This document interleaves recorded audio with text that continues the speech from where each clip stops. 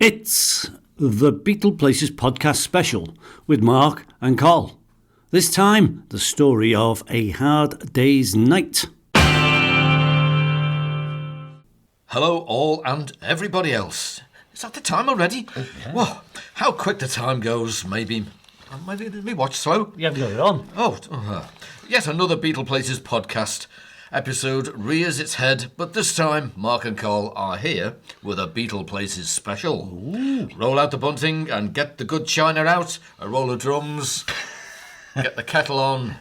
Here we go. Slippers on as well, eh? It's going to be a long one. Oh, I'm looking forward Yes, to this. Yes, indeedy. We're putting the regular features into Tupperware boxes tonight and leaving them in the fridge just for one show. Where they'll keep, I'm sure they'll keep, because on this edition, we're exclusively talking about the story behind and the details about the Beatles' Northern premiere of A Hard Day's Night movie in Liverpool, 10th of July, 1964. As long ago as that. Oh, aye. There's a lot you may not know about the event, but with Mark and Col around, we'll reveal all as well as tell you about it. Oh, we'll have a damn good try at it anyway. So, to get myself comfortable. Are you okay anyway? Yes. Hello, everybody, for listening. Thanks for joining us, and have some fun.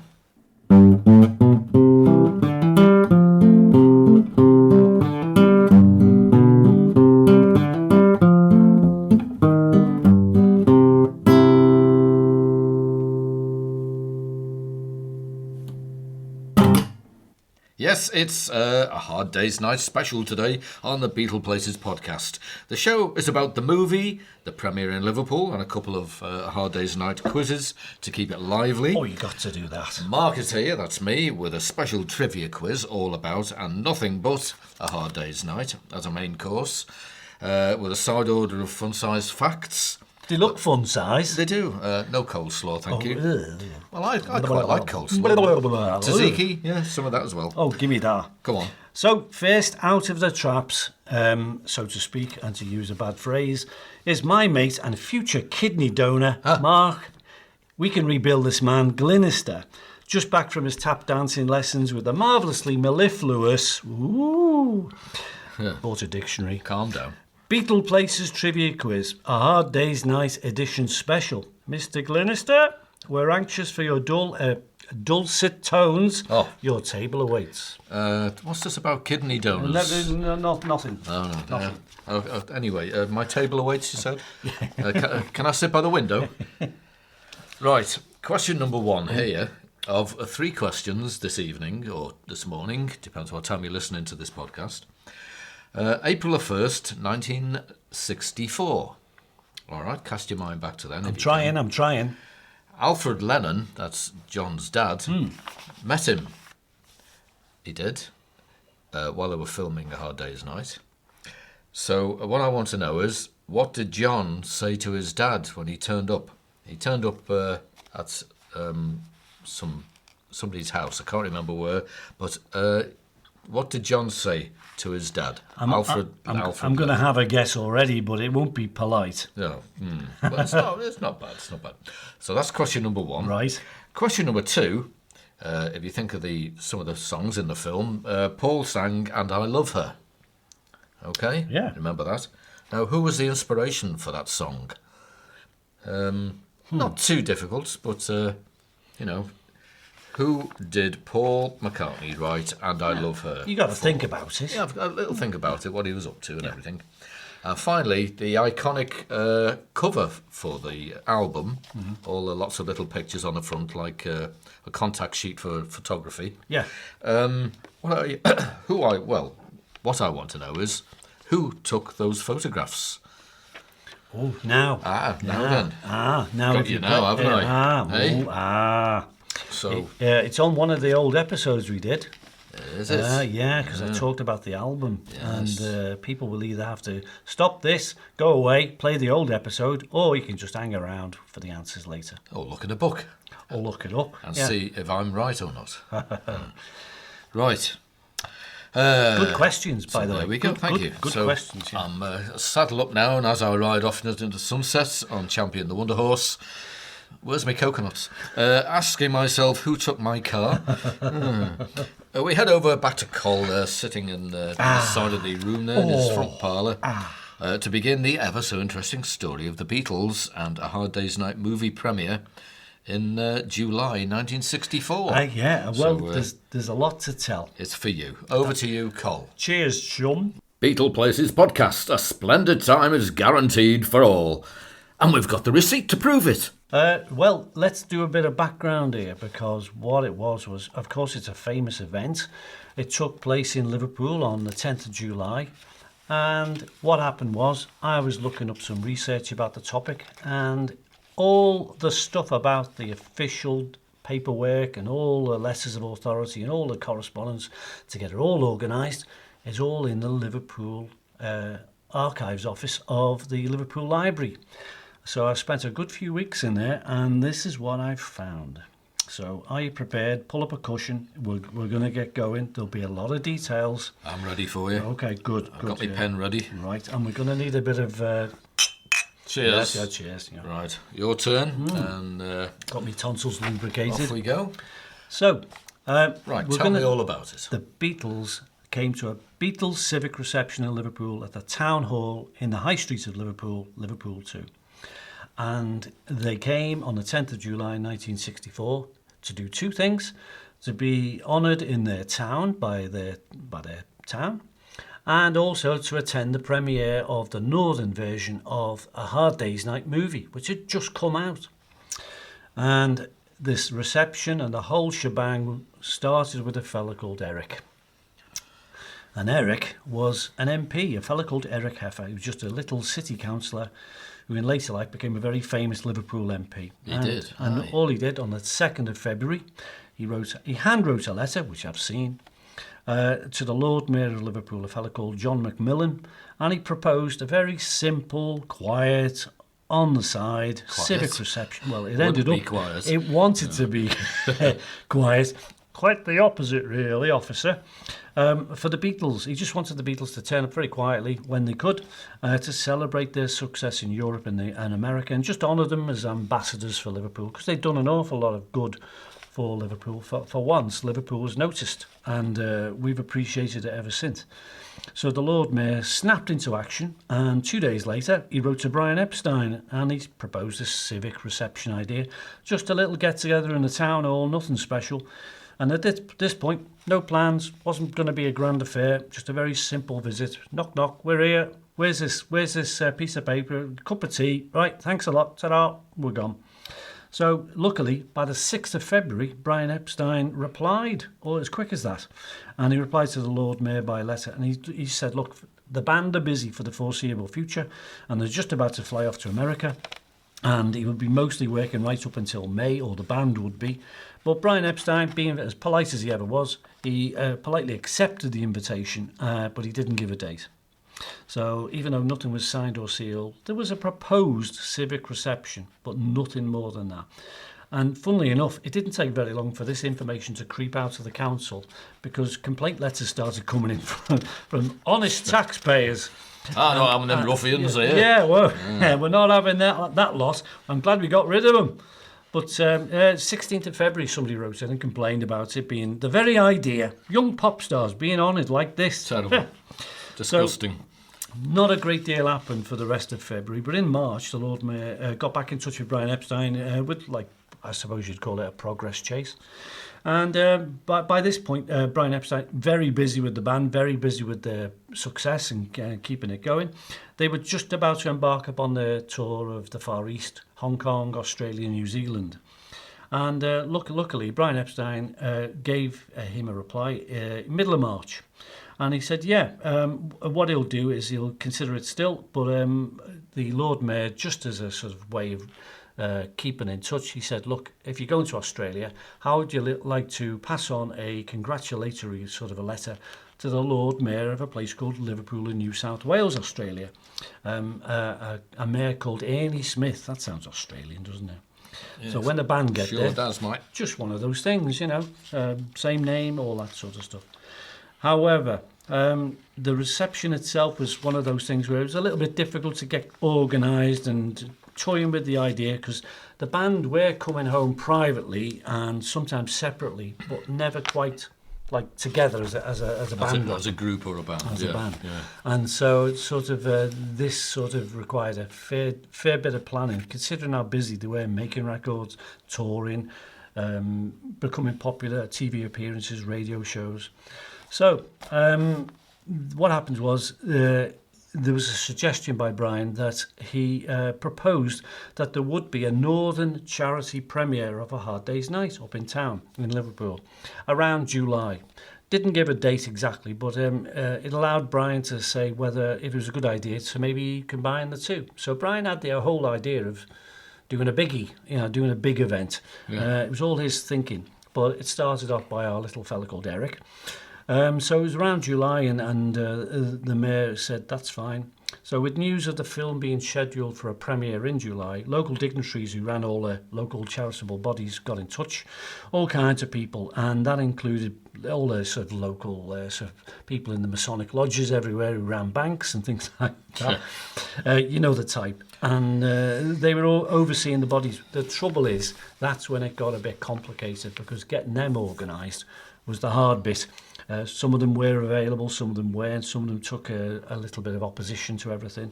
Umbrage. That's the word you're looking for. You've been borrowing my dictionary. Thank you. So an agreed date was Friday, the 10th of July, 1964. It was leaving it a little bit tight in terms of organising because, believe it or not, one of the charities involved the Duke of Edinburgh, and there was a proposal to get him involved and get him up here. So trying to get the Duke of Edinburgh involved, kind of a hard one. So, 22nd of April, there was a meeting in the town hall, and the agenda was to discuss how to promote the movie premiere up in Liverpool of A Hard Day's Night for the charities, because it was going to be labelled a charity event. And but at that point, still, they hadn't kind of considered that a civic reception might be combined with it. It was all totally separated, and there's lots of discussion minutes in the paperwork held in the Liverpool Library still on the topic, because nobody kind of knew the band were, who were bankers and types like that. Aye. So it just meant more things had to be worked out, more things had to be done. It was just the usual bureaucratic nonsense that meetings had to cover. And unfortunately, the Beatles had to wait.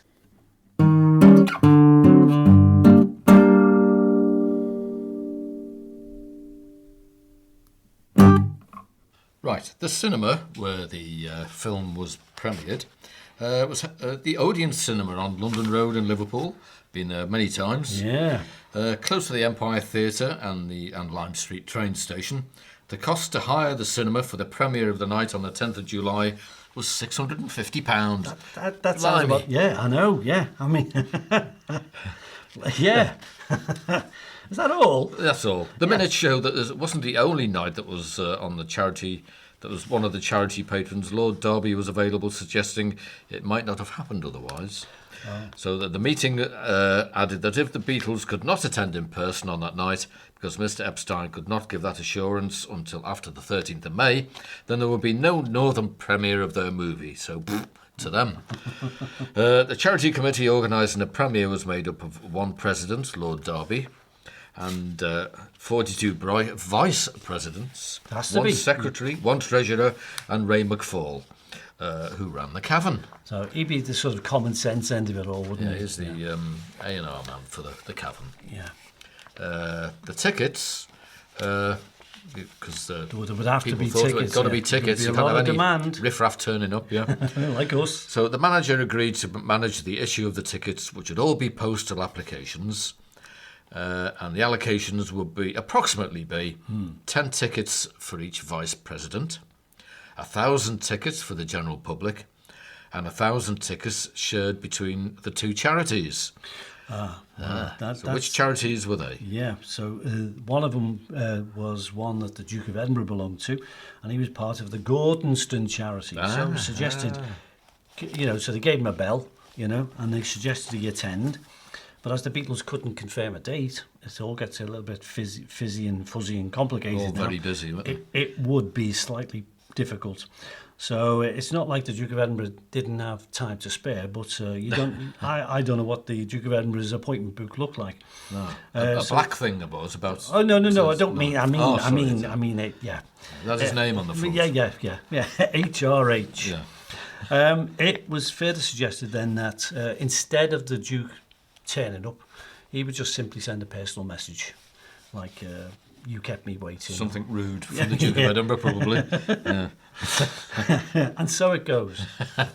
So now we go to the souvenir programme that was out with the film as well. Mr. Denby, he made lovely pottery, from the committee, agreed to design the brochure, which would include 5 pages of advertisements at £50 a page, or 10 half-page adverts at £30 each.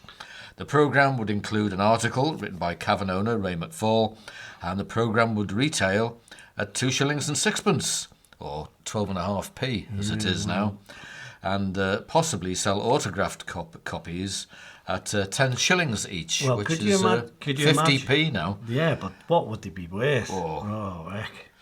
So it seems to me like this timetables get a little bit tight, and by end of May 1964, it seemed that everyone had finally got their act together, because Derek Taylor got involved. He's the PA for Brian Epstein anyway, and part of NEMS, and he sent a reply letter to the town clerk, and he said, look, the city council could agree the following. All the Beatles could attend on the 10th of July. The charities would combine the film premiere with the civic reception at the Lord Mayor's house, the town hall. The Duke of Edinburgh wasn't coming. Because he's staying in that night. He darning his socks. He was doing his socks or playing with his horses or something like that. And the band would be given an escorted drive to the city, all the way out from Liverpool Airport, which is how many miles away from town? I haven't measured it, actually. No, not really. If you hang on a minute, I'll go and measure it now. No. Stick around. It's funny, I bet little did John Lennon know that, be having an airport named after him as well, when he... Though it wasn't in that particular site, it is the other airport. Yeah, so strange. The old Liverpool Airport, which is now a hotel. And it's a nice looking one, but I've never been. Can never park. Can't park. No, it's a very funny place to get into. Anyway. All right, continuing. We diverge. Yeah, the town clerk announced that there would be discussions with all the charities, the Lord Mayor and the Chief Constable, because the police had to get involved at some point, to agree the schedule and the route and all that malarkey, to get the band in from the airport into Liverpool, and they wrote back to Derek Taylor for the approval. It's the Beatleplaces Podcast Special with Mark and Col. This time, the story of A Hard Day's Night. A little bit of trivia now. Yeah. We have a little bit of trivia. Did you know that the film wasn't going to be called A Hard Day's Night? The working title was The Beatles. That's what it was called originally. And then Beatlemania, until Ringo Starr, who was exhausted after a long day, coined the phrase, it had lots of problems during the day. It's been a hard day's, and he looked out the window and saw it was dark and said, night. So that was accepted by the studio. So, yep, we'll call it that, A Hard Day's Night. So that's one little bit of trivia. That's a good one. Aye. Yeah. So will you interject with some more at some other points throughout the... I'll have a damn good try. Meanwhile, you can't stop me, mate. Back at the ranch, we're talking about A Hard Day's Night, the premiere in Liverpool, 10th of July. And here they were up to the point of discussing the visit, the schedule, the first version of the visit the band would make officially to come and say hello, meet their old fans and their old family, and also see a bit of the movie they made. So here was the scheduled visit. As scheduled, about 5 o'clock in the afternoon, the Beatles and all their reps from NEMS would arrive at the airport, which is in a place called Speke, and Speke is spelled S-P-E-K-E. Pardon, say it again. S-P-E-K-E. Yes. Yeah, I spoke speak wrong. You've been drinking again. Just a little. 10 past 5, there would be a press conference. It tends to be in the airport. You can kind of picture how it's going to look, like all the Beatles seem to attend lots of them. All sat there behind the table. Yep. 6 o'clock-ish, they would leave the airport and drive through the city to the town hall with a motorcycle escort provided by the Liverpool police force, which is really odd because, first of all, they all lived in that part of Liverpool anyway, South Liverpool. Yeah. They knew Speke Airport really well.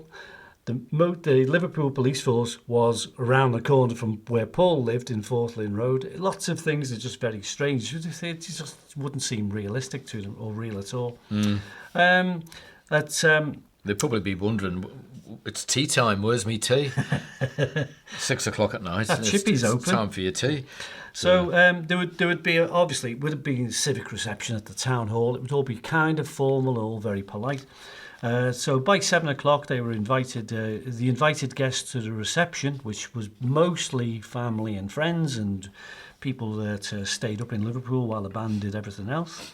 They would meet up and arrive at the town hall themselves. And then the Beatles would leave the town hall at about 8ish and go and see the movie at the Odeon Cinema, which is on London Road, isn't it? It's on London It is, Road. down the bottom. Yeah.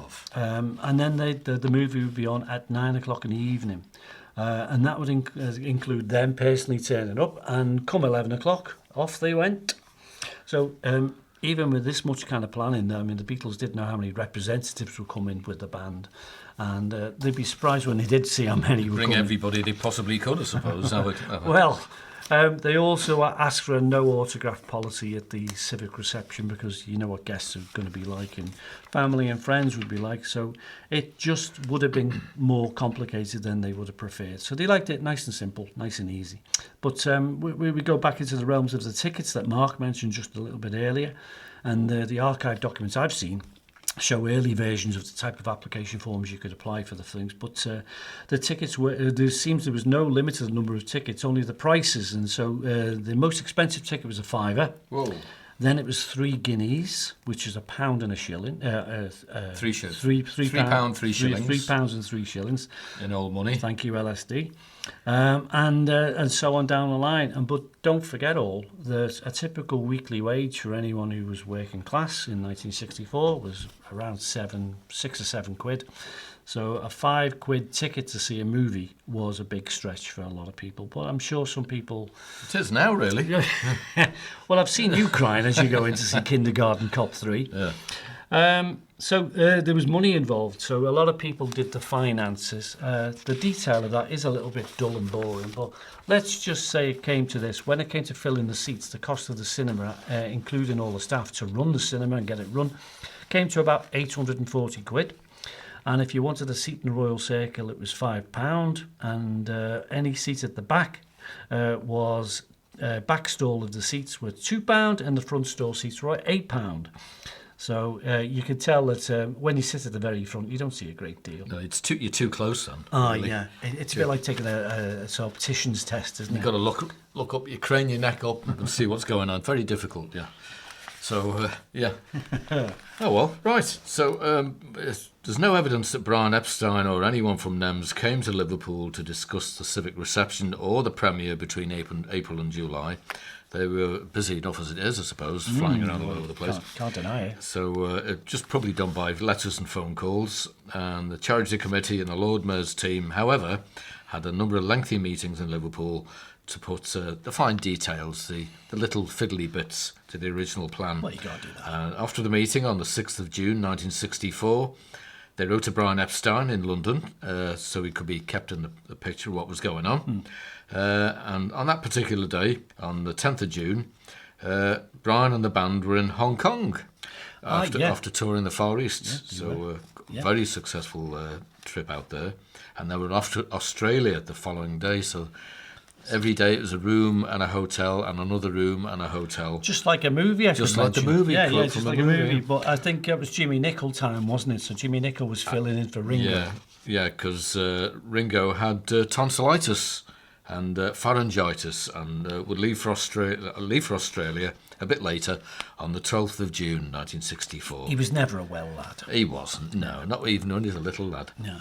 So the 10th of June 1964 letter was written by Adrian Wolfe, the secretary on behalf of Mr. Tunnington, the charity chairman. That sounds like a charity chairman. And local bank manager. Aye. He reminded Brian Epstein that the arrangements for the press conference were entirely up to NEMS, which was Tony Barrow or Derek Taylor's role. Okay. Mr. Wolfe then advised him that Mr. Watson, the assistant chief constable in Liverpool, had finally devised the route from Liverpool Airport to the town hall for the escorted drive-in. The Beatleplaces Podcast with Mark and Col. Find us under B for Beatles, or P for Podcast, or A for any old rubbish.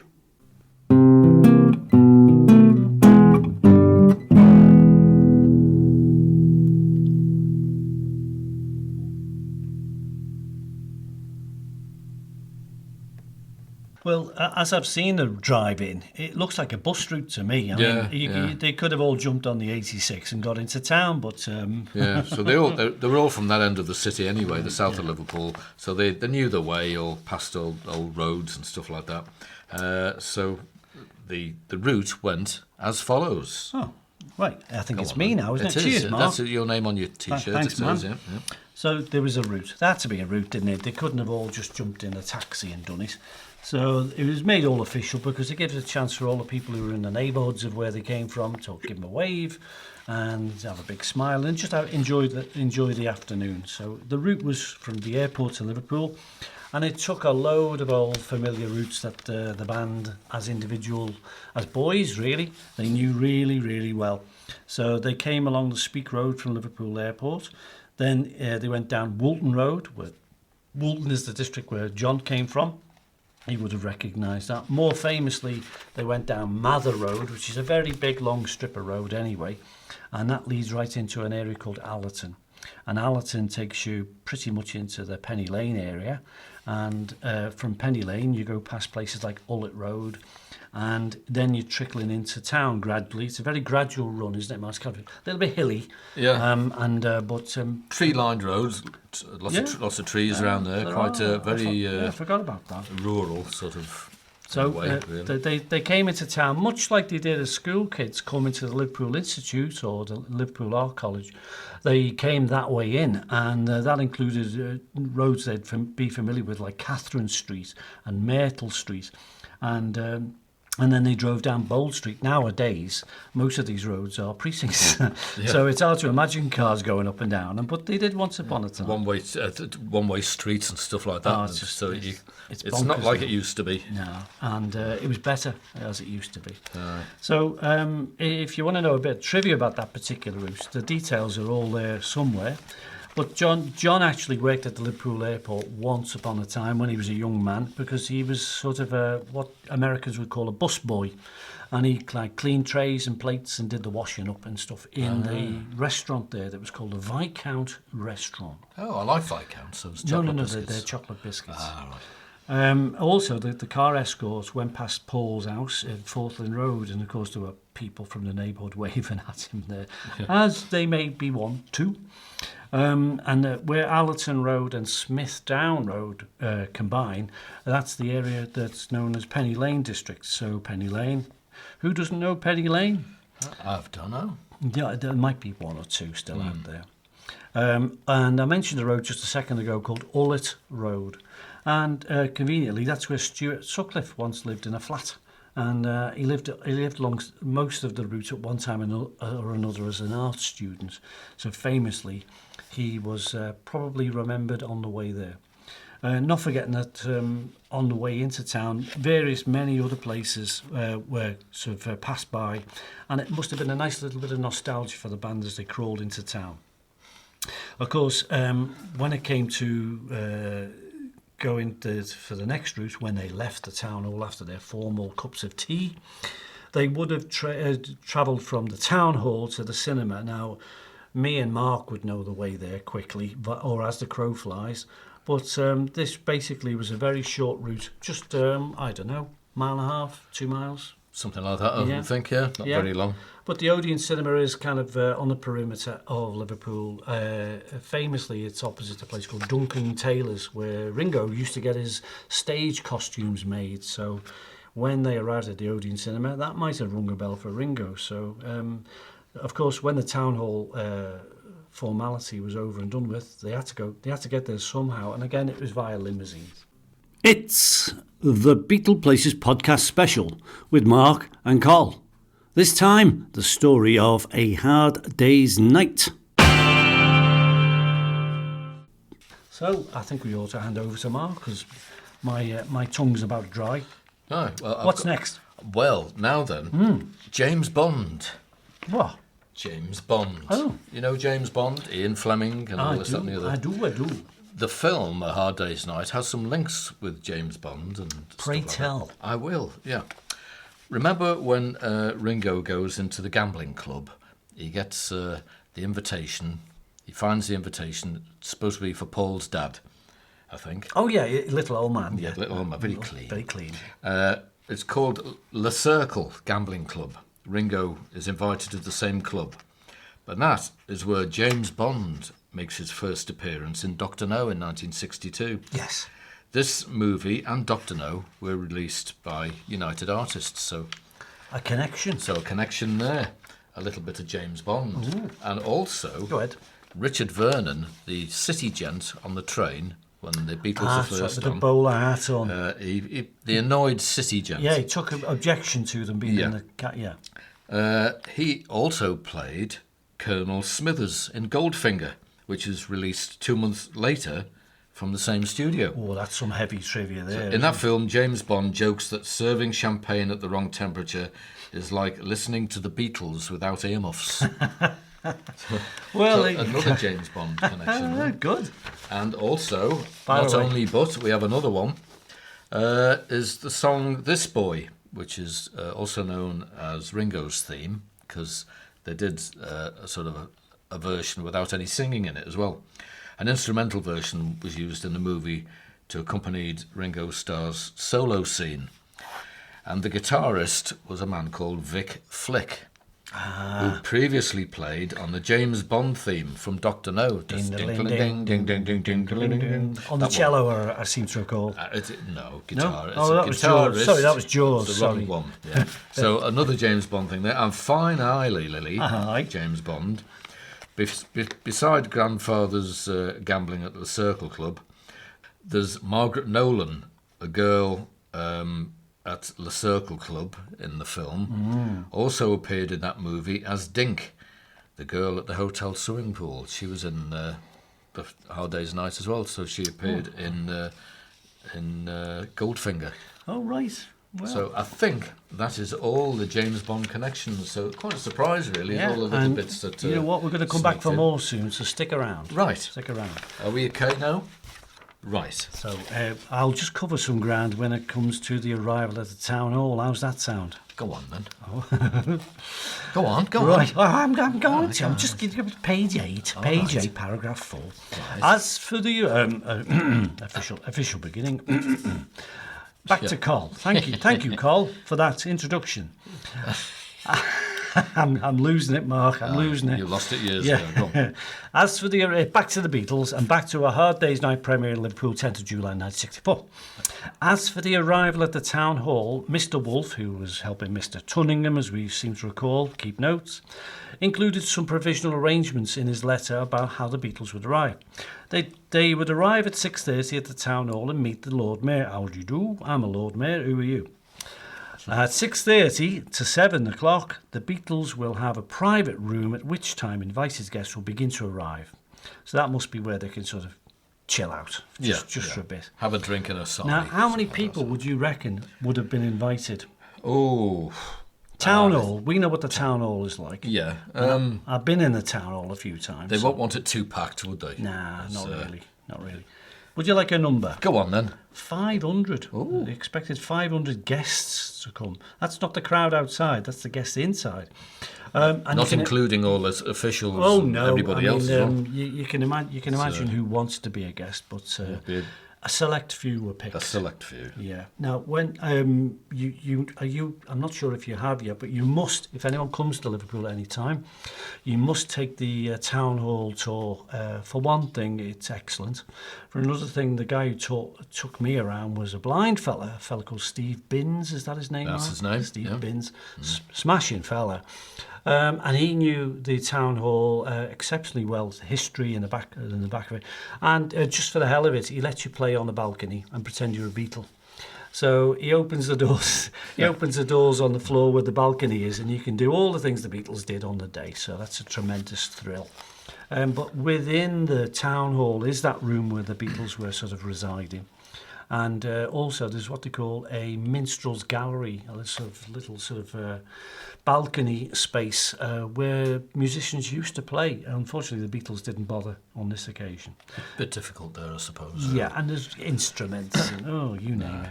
So come 7 o'clock, the schedule went as follows. The Liverpool City Police Band would play in the Town Hall Ballroom. Oh. Can you imagine the racket? Were they the band that played when John first met Paul?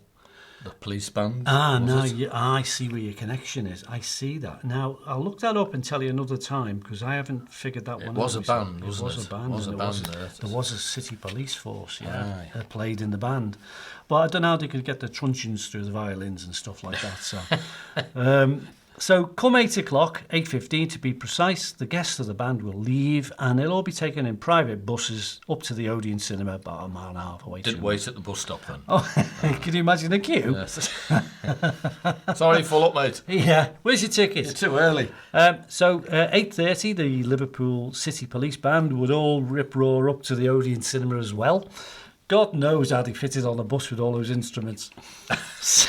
Will you stop talking about the instruments? That's not coming on board. After the premiere, of course, the Beatles would leave via the front entrance of the Odeon, but their route back to the airport wouldn't be divulged. Of course, they'd just be raced back, as you can imagine. So Mr. Wolfe, being one of the administrators of this, concluded his letter by asking for Nim's comments on the proposed campaign and whether the Beatles would like any refreshments at the town hall or the cinema. Almost as an afterthought, really, he asked for names and addresses of any personal guests the Beatles would like to be included, i.e. kith and kin, rellies and all that, relatives. And he ended by wishing the group a very successful trip to Australia, but they were there by then, so it was kind of a done and dusted deal. And that is us up to date as far as the administration goes. We're going to talk a little bit more in a second. Aha. Ladies and gentlemen, this concludes part 1 of our Beatleplaces Podcast Special on A Hard Day's Night. Part 2, the continuing story of our Beatleplaces Special, is available now. So what are you waiting for?